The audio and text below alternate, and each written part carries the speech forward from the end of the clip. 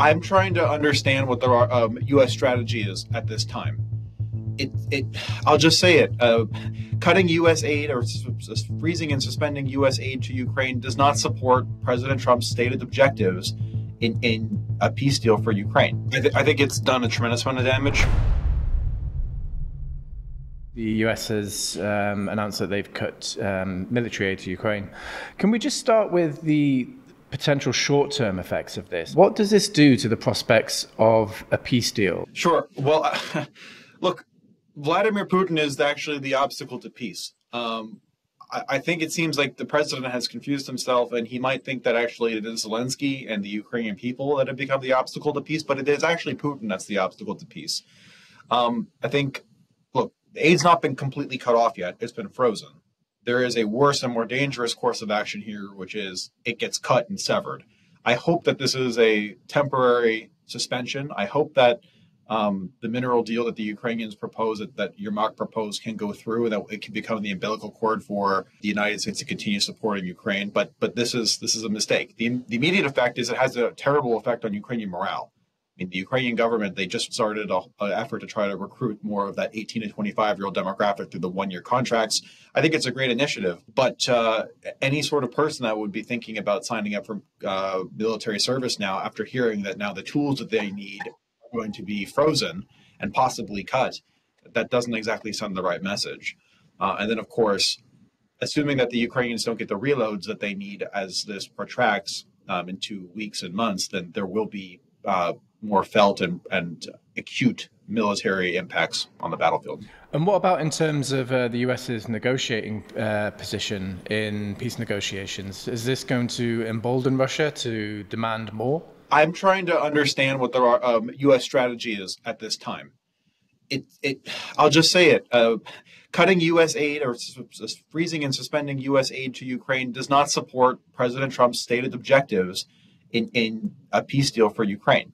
I mean, President Trump previously stated that he wants a deal that is not going to be Minsk III, that it is going to be an actual robust solution that's going to have security guarantees that will link American economic interests by putting American capital in Ukraine. Pete Hegseth, when he went to Ramstein back in early February, stated that he wanted to have European peacekeepers within Russia, or part of it, European peacekeepers within Ukraine. Marco Rubio just last week was talking about how he wants a sovereign Ukraine. And Keith Kellogg's had very strong statements as well. This all suggests that the strategy was actually to keep Ukraine armed, to force Russia to make concessions, and to reject Russia's demands that Ukraine be permanently neutral, that Ukraine basically be this Treaty of Versailles style neutered military demilitarized state with no prospects of there being a foreign peacekeeping contingent in Ukraine, right? But now with this overnight suspension, that seems to actually undermine a lot of those stated policy objectives. So one of two things are happening. Either we have crossed the threshold and there's been a major policy inflection, and it's actually not clear to me that's what is happening. I do hope that there is still hope for Ukraine to continue receiving American military assistance. Or number two, Donald Trump is simply pursuing a different strategy, and he's not been clear about what the strategy is. I mean, lots of people have been talking about this today in terms of the US no longer being a reliable ally. Like, how much has this damaged the US's relationship to Europe and to the rest of the world? I think it's done a tremendous amount of damage. I think we're going to still see more gut punches in the coming weeks and months, most likely. But it's very bad. There's no way to really sugarcoat it. Look, Europe can step up and do much more to support Ukraine. It is a fact that the United States for decades has subsidized European defense. That is an issue. But there's a responsible way to boost and propel Europe into more equitably shouldering the burden for collective defense. Rapidly sort of pulling the rug and severing the umbilical cord very rapidly is not the sensible or sound way to do it.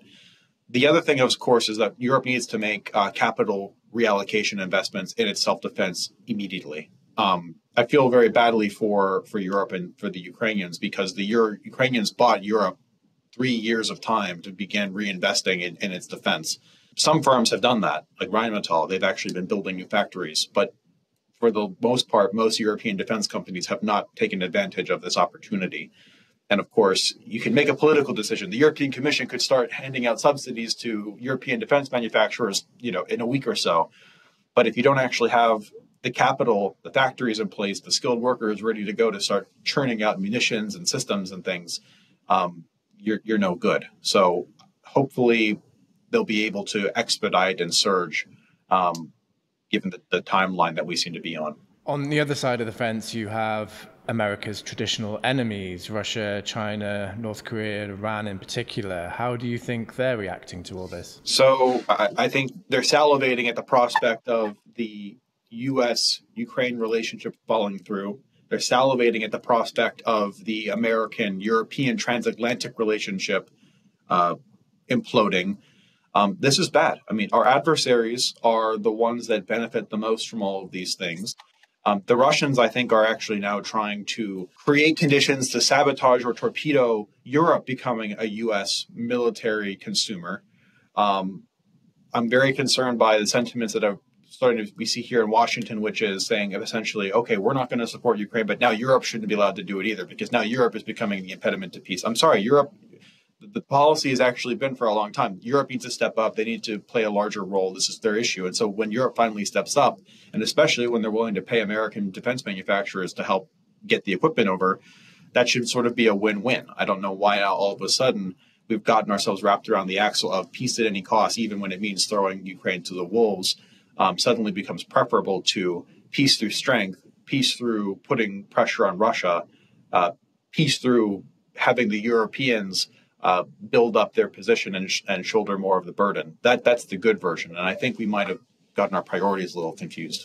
If everything kind of carries on the path that it seems to be going, what does the future of the world order look like? And what's America's role in that compared to what it has traditionally been since the end of World War II? I think it's far too early to speculate on what's going to happen because the situation's extremely fraught. There's a lot of hyperbolic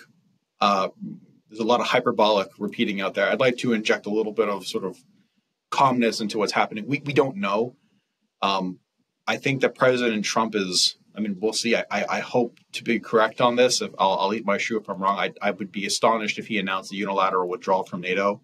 I'd be astonished if NATO is actually weakened, not strengthened through the crisis. NATO has a history of actually being reinvigorated and rejuvenated through crises such as this. So I hope that any sort of damage that's currently being done can be restored. But let's make no mistake about it. Russia is dangerous. The war in Ukraine is not hopelessly stalemated. Russia is actually, in many regards, becoming stronger. If the United States makes strategic mistakes and rewards Russia, if we get peace, in theory, the carrot at the end would be sanctions relief and stuff. If we do that, they will be able to reconstitute their force on a faster timeline than we expect.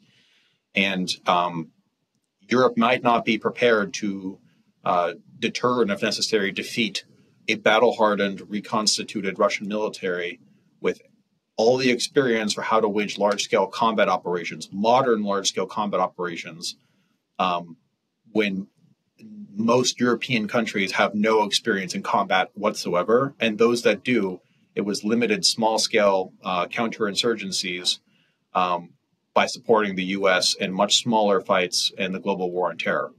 I'm very scared about the prospect of Putin deciding that he wants to crown his achievements in the Russian history textbooks by, not only avenging the fall of the Soviet Union, bringing to heel Ukraine and Belarus, but then also proving that NATO is a paper tiger. And I think that the prospect of a larger war only becomes greater the more that we falter.